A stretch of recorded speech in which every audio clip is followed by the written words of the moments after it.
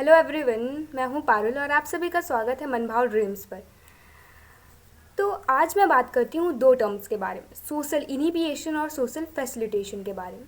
चलिए इसके बारे में बात करने से पहले कुछ और टॉपिक डिस्कशन करते हैं।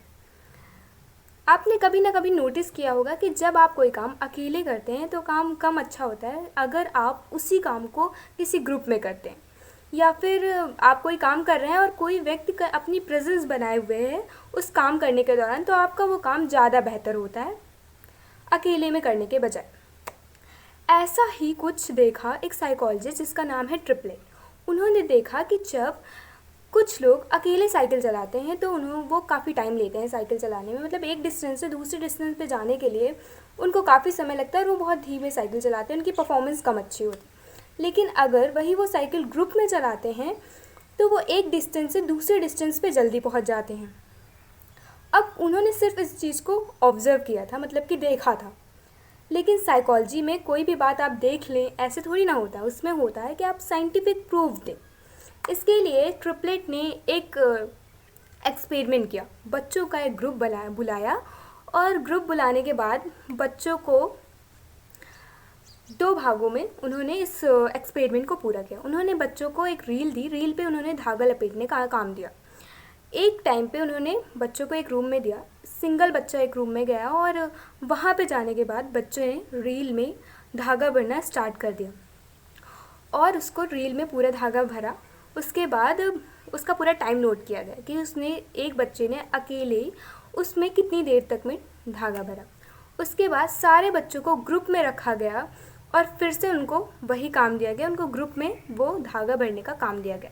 उस बच्चों ने फिर यही काम किया और फिर जितने देर में उन्होंने काम किया उस टाइम को नोट किया गया। बाद में दोनों ही टाइम को निकाला गया और दोनों ही टाइम को निकालने के बाद देखा गया कि जब बच्चों ने अकेले काम किया तो उसने ज़्यादा समय लिया और परफॉर्मेंस उसकी कम अच्छी रही। लेकिन बाद में जब बच्चों ने ग्रुप में काम किया, मतलब कि जब बच्चों के बीच में थोड़ी सी कंपटीशन थी या फिर उन्होंने ग्रुप में काम किया, तो उन्होंने कम समय लिया और उनकी जो परफॉर्मेंस थी रील भरने की वो ज़्यादा अच्छी हुई।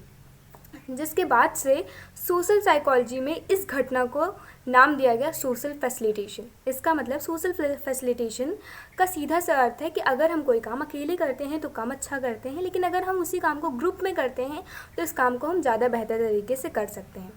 ये बात रही सोशल फैसिलिटेशन की। लेकिन अब आपके अंदर एक और क्वेश्चन आया होगा कि यार ऐसा तो भी होता है कि कभी कभी किसी की प्रेजेंस होने पे हम जो काम कर रहे होते हैं वो काम ख़राब हो जाता है। मतलब कि हमेशा किसी की उपस्थिति होने या फिर ग्रुप में काम करने से अच्छा ही नहीं, कभी कभी काम ख़राब भी हो जाता है। तो अब इसके बारे में जानते हैं। फिर इस पे जायंट्स ने भी जायंट्स जो कि एक दूसरे साइकोलॉजिस्ट थे, उन्होंने देखा कि नहीं, ऐसा नहीं होता है कि हर बार काम अच्छा ही हो। मतलब कि अगर बच्चा ग्रुप में काम कर रहा है या फिर कोई व्यक्ति काम कर रहा है और कोई सिर्फ उसको देख रहा है या फिर अपनी उपस्थिति बनाए हुए है, तो काम ज़रूरी नहीं कि अच्छा ही हो, काम बुरा भी हो सकता है, जिसको जायंट्स ने नाम दिया सोशल इनहिबिशन। मतलब कि काम यहाँ पे ख़राब हो जाता है। सबसे बढ़िया एग्जांपल जो मुझे लगता है मेरी तरफ से, कि जब आप एग्ज़ाम हॉल में पेपर लिखते हैं और अचानक से आपकी टीचर आपके सामने आके खड़ी हो जाती है, तो उस वक्त ना आपका एकदम माइंड नल सा हो जाता है कि क्या लिखूँ समझ में नहीं आता है। तो मुझे लगता है कि वहाँ पे सोशल इनिबिएशन होता है। आप नहीं समझ पाते कि यार अब क्या लिखना है, क्योंकि वहाँ पे दूसरे की प्रेजेंस आपकी जो परफॉर्मेंस है उसको ख़राब कर देती है। अगर वीडियो आपको अच्छी लगी हो तो please like, share and subscribe.